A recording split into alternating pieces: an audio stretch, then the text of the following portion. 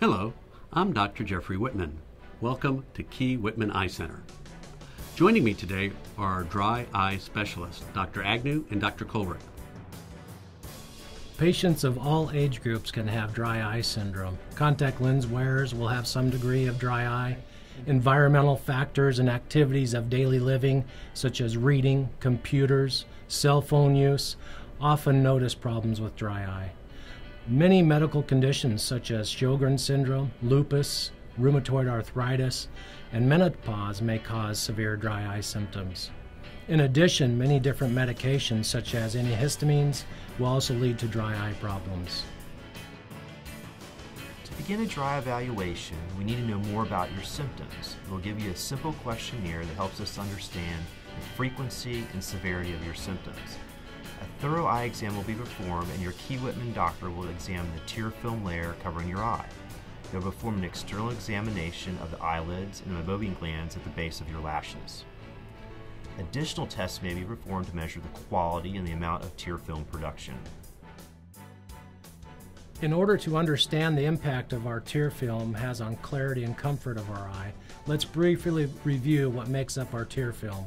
Your tear film is made up of 3 layers, and they have to be in perfect balance, otherwise you will notice symptoms.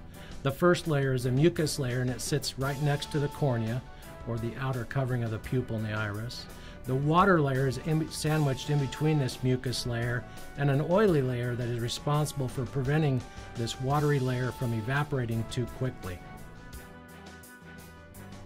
When you don't produce enough of the water layer, we first recommend the regular use of artificial tears. If you seem to have more trouble in the morning, we may recommend using more viscous drop or a lubricating ointment at night. These may blur your vision, so that is why it is best to use an ointment right before you go to bed at night.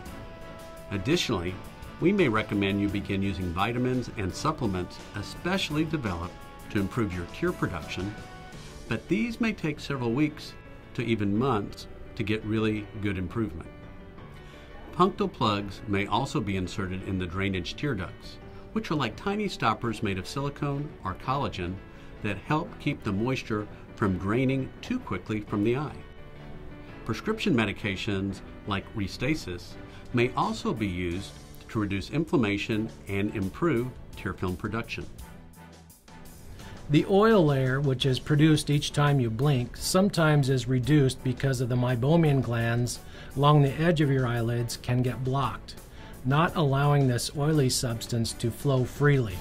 This contributes to the evaporation of the water layer of your tear film.